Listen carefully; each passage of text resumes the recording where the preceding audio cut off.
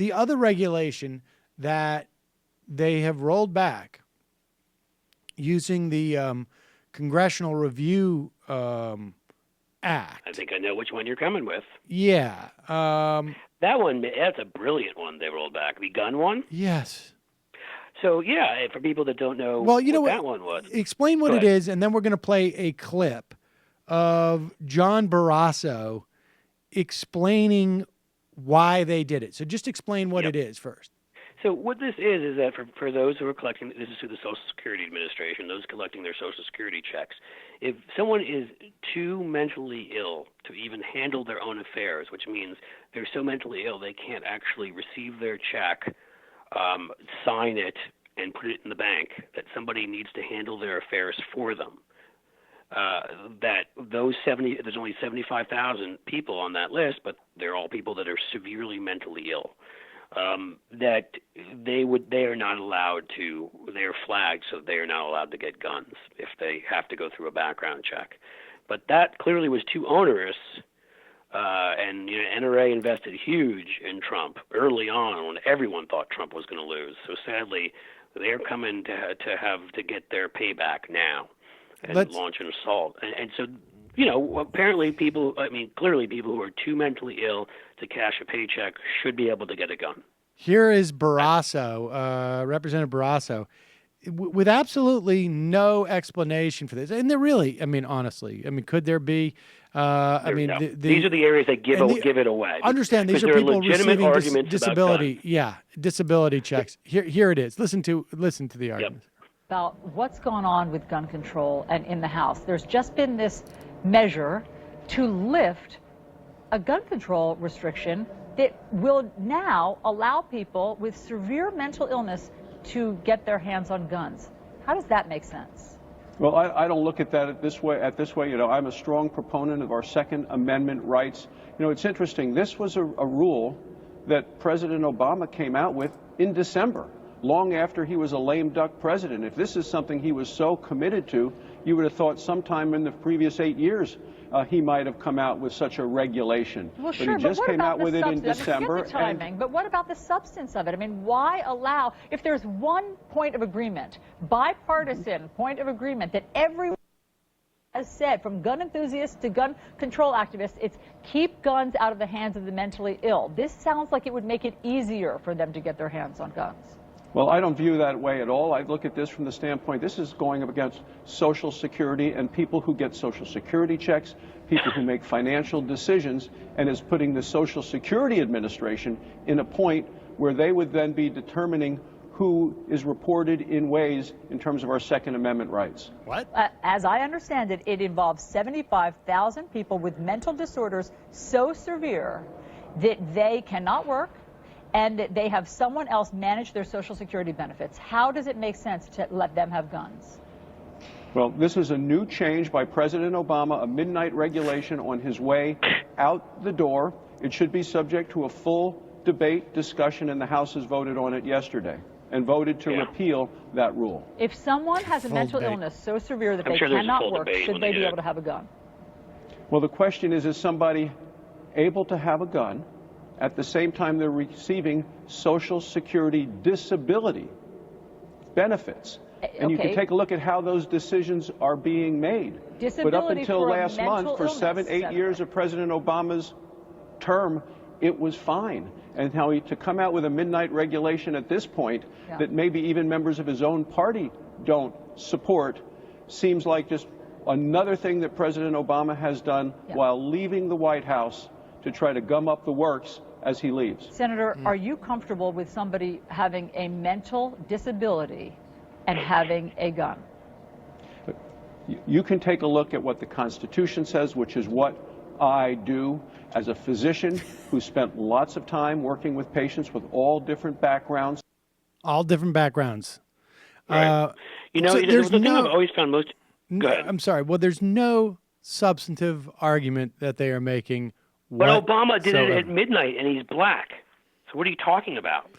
That's basically the response. He's a black president, and they're trying to get maybe they're trying to go old school, go back to, remember midnight basketball? Right. I don't know. It's whatever. It speaks for itself. Whenever I've said this stuff, I think that there's reasonable debates that can be had, about. I even think an issue that I feel pretty strongly on, which is that assault weapons are weapons of war and shouldn't be on our streets. But you know what? I can understand if Republicans want to have that argument and say, well, if you've had a background check and you aren't mentally ill and dangerous and you're not a criminal, we should have a right to that. You can take that side of an argument. I think it's wrong, midnight. but you can. But the thing they always give away is when they refuse to do background checks, when they refuse to require people to report lost and stolen guns, when they refuse to require dealers to report their inventory to make sure guns aren't going out the back door, when they refuse to have a national standard around gun trafficking to make sure people aren't straw purchasing for others who would otherwise be unable to buy them. These are all the things that give the game away. And it's not about the Second Amendment or anything like that, which the Second Amendment has nothing to do, by the way, with any of this. It's all about the fact that, lost guns can be resold also, and guns that fall out of the back of a truck can be sold at a gun show because there's no background checks. And there's all sorts of ways for people to make extra money, and that's who the NRA is protecting. Yeah, midnight, though. Midnight can do things. Midnight, midnight, Obama, midnight.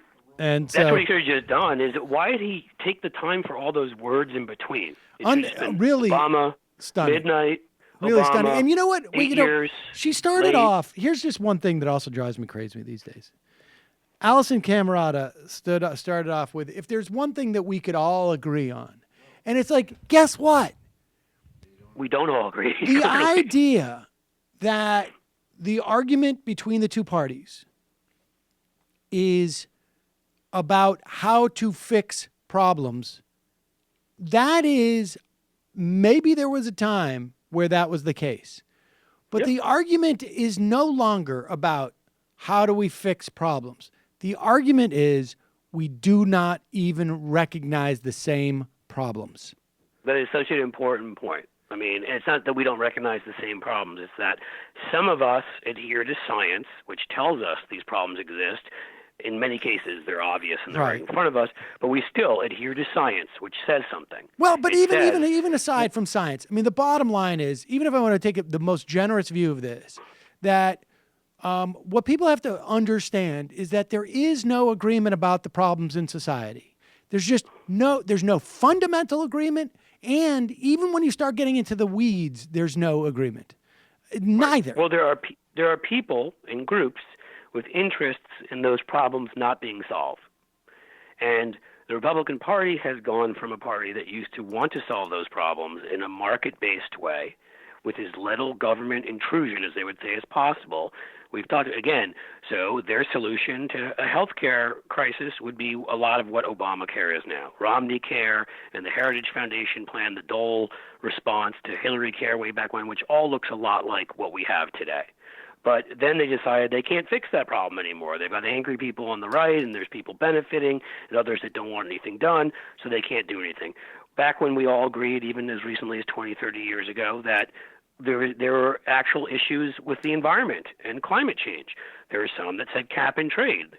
Those were on the right because they want to do it in a more market-based way. There are those of us who say that a carbon tax, and there are many things in between.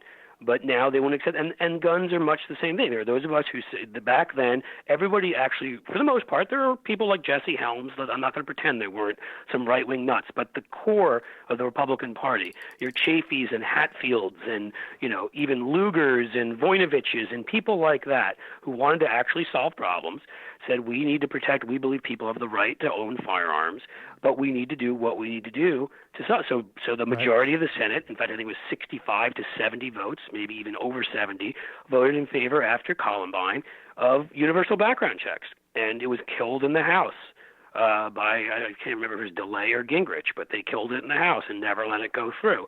So it wasn't voted on. But, Mitch McConnell voted for that universal background checks. So did Chuck Grassley. So did Sam Brownback, Mr. Right-wing governor of Kansas, and a number of people who are still there, and many others who aren't. So to act like this was some sort of a controversy, it was not. But the NRA got a foothold and pushed further and further and got people who just were slaves to the NRA. And so it was no longer about we want to lessen gun violence and how can we best do it while protecting people's rights to own guns. It was we don't want to lessen gun violence. We're going to pretend we're going to pay lip service to that, just like we're going to pay lip service to we want people to have health care and we won't let anybody fall off of health care. But in the end, we don't really want to solve any of that. So it's just we're just going to say what we need to say. Maybe if the left would actually move a little bit to allowing more guns, the NRA wouldn't have to fill that vacuum with having a lot of guns. Or maybe if the left had done something like did a public-private partnership to provide insurance, then you'd get into that and fill that vacuum. Hey, it's Sam Seder. Why don't you subscribe to this channel? You can do so right over here. Subscribe.